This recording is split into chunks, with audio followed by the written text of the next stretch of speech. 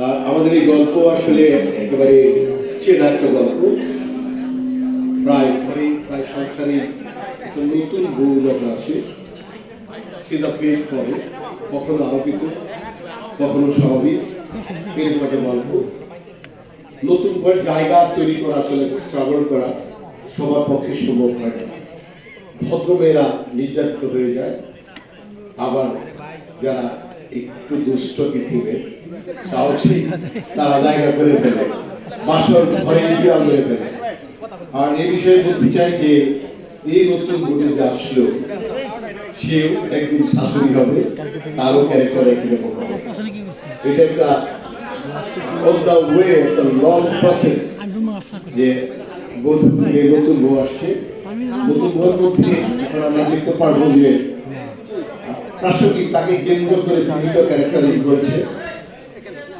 Ultimately ধৈর্য এবং সততা, কথা বলবো না ঝগড়া করতেছে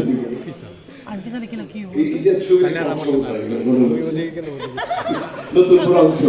আচ্ছা যদি সবাই কম বেশি আমাদের এই ছবিটির মধ্যে যারা অভিনয় করবে তারা প্রত্যেকে ভালো অভিনেত্রী অভিনেতা। আর যারা ডিরেক্টর টিম দেখতে পাচ্ছেন 10 জন ডিরেক্টর টিমে, এদের সাথে কাজ করে একটা ভয়ানক আইডিয়া হবে আমাদের। তো আর সবচেয়ে বড় জিনিস যে এই ছবিটি দেখলে যদি অন্তত 1 লক্ষ মানুষ, 1000 মানুষ, 100 মানুষ, একজন মানুষও মোটিভেট হয়, চেঞ্জ হয়, নিজের কাছে ফেরে। অর্থাৎ যে এরকম একটা স্ত্রী আমার সন্তান একদিন আরেকজনের বউ হবে, তাই না? যদি মাথায় রাখে এই বউটি যে আসলো তার কিন্তু আন্তরিক হয়।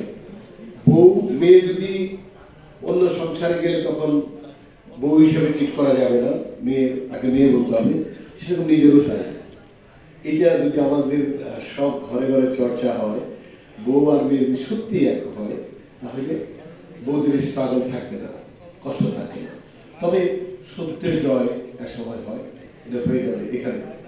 যাই হোক, আমি শিল্পী সমিতির পক্ষ থেকে আমি একটি প্রেসিডেন্ট হিসাবে এই বউ টিম এবং বন্ধুরা, সাংবাদিক বন্ধুরা যারা সারাক্ষণ আমাদের নিয়ে হাইলাইট করেন, আমাদের চেনেন, মানুষ আমাদের চেনে, আমাদের সম্মানিত করেন, সবাই অনেক শুভেচ্ছা, অনেক শুভকামনা, অনেক ভালোবাসা। সবাইকে ধন্যবাদ।